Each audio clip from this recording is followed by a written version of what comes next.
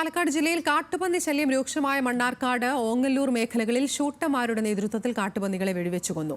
കൃഷി നശിപ്പിക്കുന്നതിന് പുറമെ കാട്ടുപന്നി ആക്രമണം വ്യാപകമായ സാഹചര്യത്തിലാണ് കാട്ടുപന്നികളെ വനംവകുപ്പിന്റെ സാന്നിധ്യത്തിൽ വെടിവെച്ചു കൊന്നത്. കഴിഞ്ഞ മാസമാണ് മണ്ണാർക്കാട് മുക്കണ്ണത്ത് കാട്ടുപന്നി ബൈക്കിലിടിച്ച് 2 പേർ മരിച്ചത്. ഇതിനു പുറമെ വ്യാപകമായി കൃഷി നശിപ്പിക്കുകയും ചെയ്തു. ഈ സാഹചര്യത്തിലാണ് മണ്ണാർക്കാട് നഗരസഭാ പരിധിയിലെ വിവിധയിടങ്ങളിൽ കാട്ടുപന്നികളെ വെടിവെച്ച് കൊന്നത്. മലപ്പുറം ഷൂട്ടേഴ്സിന്റെ നേതൃത്വത്തിലുള്ള RRT ടീമാണ് ഷൂട്ട് ചെയ്തത്. കഴിഞ്ഞ മാസം മണ്ണാർക്കാട് നഗരസഭയിലെ ടിപ്പു സുൽത്താൻ റോഡിൽ ഒരേ സ്ഥലത്ത് 2 ജീവൻ പൊലിഞ്ഞു.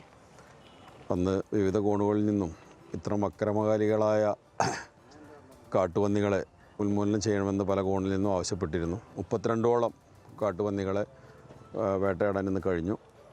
എന്തായാലും ഇത് പരിപൂർണമായിട്ട് ഉന്മൂലനം ചെയ്തു എന്ന് പറയാൻ കഴിഞ്ഞില്ലെങ്കിലും കർഷകർക്കും അതുപോലെ തന്നെ ആളുകൾക്കുമൊക്കെ ഒരു വലിയ ആശ്വാസമായിട്ടാണ് ഇതിനെ കാണുന്നത്. പാലക്കാട് ഓങ്ങല്ലൂർ പഞ്ചായത്തിലെ വിവിധ പാടശേഖരങ്ങളിൽ നെൽകൃഷി ഉൾപ്പെടെയുള്ള കൃഷികൾ വലിയ തോതിലാണ് കാട്ടുപന്നികൾ നശിപ്പിക്കുന്നത്.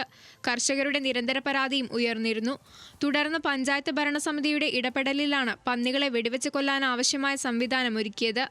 ലയൺസ് തോക്കുള്ള പെരിന്തൽമണ്ണയിലെ MM സക്കീർ, ദിലീപ് മേനോൻ എന്നിവരുടെ നേതൃത്വത്തിലുള്ള സംഘത്തിന്റെ സഹായത്തോടെയാണ് കാട്ടുപന്നികളെ വെടിവെച്ച് കൊന്നത്. തുടർന്നും പന്നിശല്യം ഉണ്ടാകുകയാണെങ്കിൽ കൃഷിനാശമുണ്ടാക്കുന്ന പന്നികളെ കൊല്ലാനാവശ്യമായ നടപടികളുമായി മുന്നോട്ടു പോകാനാണ് പഞ്ചായത്തിന്റെ തീരുമാനം. ഈ നിയമം ഉപയോഗപ്പെടുത്തി കാട്ടുപന്നികളുടെ പ്രശ്നം പരിഹരിക്കാൻ ശ്രമിക്കുക എന്നുള്ളത് അതിൽ മുനിസിപ്പൽ ചെയർമാനെയും അതുപോലെ മുനിസിപ്പൽ ടീമിനെ ഞാൻ അഭിനന്ദിക്കുന്നു. 2 ഇടങ്ങളിലും വനം വകുപ്പിന്റെ മേൽനോട്ടത്തിലായിരുന്നു പ്രവർത്തനങ്ങൾ. ന്യൂസ് മലയാളം, പാലക്കാട്.